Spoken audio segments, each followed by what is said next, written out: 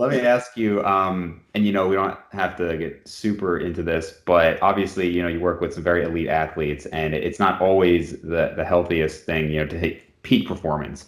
And something. So for people who don't maybe have the background here, you were talking about this left ventricular hypertrophy, and so just for people listening, that's it's in a sense, it's what we call concentric hypertrophy of the heart. So you have a thickening of the walls versus when you mentioned like the cardio athletes, and that would be more of an eccentric hypertrophy where you have a dilation of the ventricles, but not necessarily a thickening of the walls. You can have some thickening of the walls with that. And you mentioned PEDs is one way that you get thickening. Obviously, though, even for really extreme athletes, the heavy lifting over decades can do that. You have an increased afterload from the weight. Do you, especially, I mean, I would just imagine a guy like Hafthor, if you did an echocardiogram of his heart, has to be quite large. Do you have these athletes keeping up with things like echocardiograms, or are you mostly focused on blood work? 'Cause obviously, health is. Yeah. I did a video called "If You Want to Be Healthy, Don't Compete." Okay. Yeah.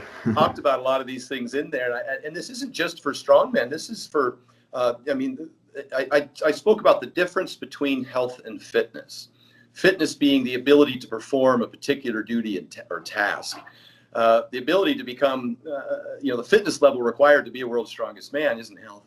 Mm-hmm. Fitness level required to be a UFC fighter is not healthy. And even the fitness level to become a 14-year-old gymnast at the Olympics is not healthy. We see 10-year-old Chinese kids playing badminton, blowing out lateral collateral ligaments. So, there is a price to pay for competing at a high level. There's no question. Dynamic injuries from football and, knees and all that stuff, broken bones. So I do my very best. I talked about periodizing the weight to try and bring them down and maintain a lower blood pressure and blood sugar and all of those things and the fatty liver. We do blood tests on all of our athletes. We look at all of these things.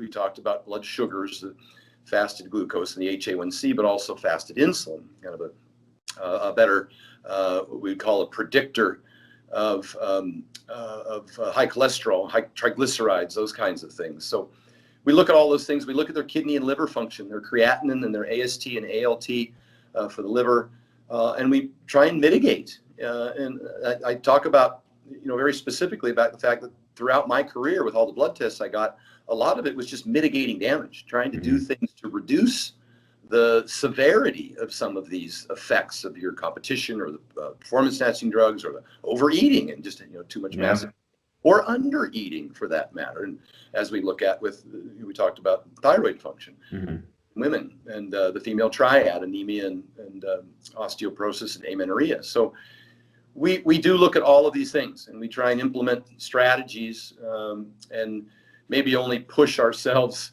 hard around competition and then try and water the horse as much as possible in off season and not try and hold yourself to such a dangerous standard year round. Sure. Yeah, and I mean that's at some point it's kind of like you got to do the best you can do. I mean obviously you have somebody as elite as like Larry Wheels. It's really amazing to see somebody like him to be so young and doing the things he's doing. But obviously there's potentially consequences, and I think he's made videos on it, and I think he's kind of accepted it, and you want to mitigate it as best as possible. And he's the elite of the elite, and then you have people like you helping him out to do the best he can with that. So I think that's smart, and it's realistic. It's more realistic than acting like there's nothing going on there. Yeah, 100%. Yep. And we did blood tests on Larry. We did more recently. I worked with World's Strongest Gay, Rob Kearney. Oh yeah, okay. Who did the 476-pound overhead log press. Nuts. Came to me 10 weeks prior to that. Rob Kearney came to me and he said he missed a 400-pound log press in training. He was pretty distressed.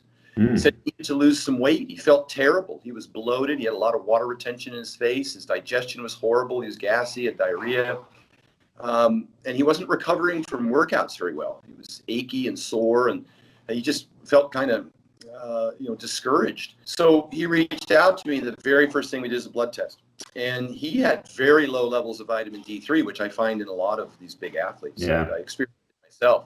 It has a dramatic effect on your ability to recover and your soreness and all of that, and your blood sugars as well, and and your sleep, all of those things. he also wasn't getting adequate potassium or sodium, and so he was just retaining water.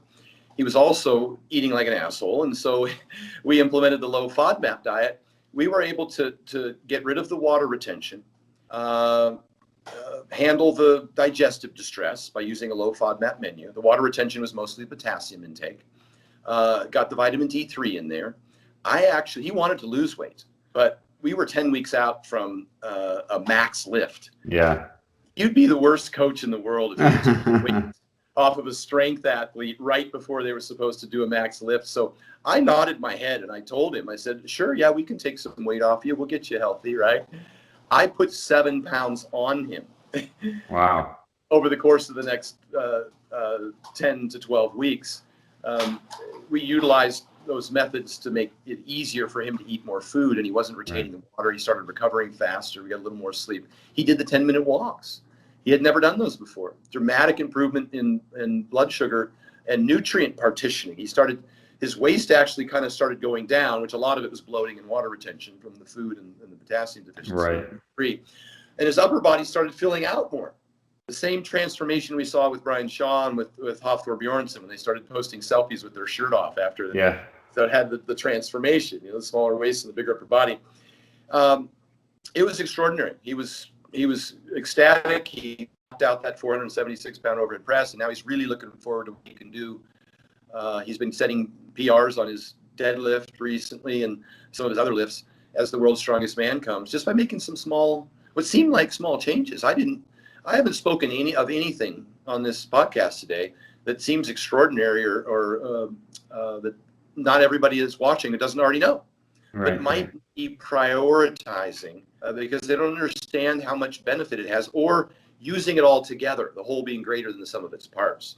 When I get all these things in there together, that's when the magic starts to happen. Right. And people's performance starts to really dramatically improve. They just feel better.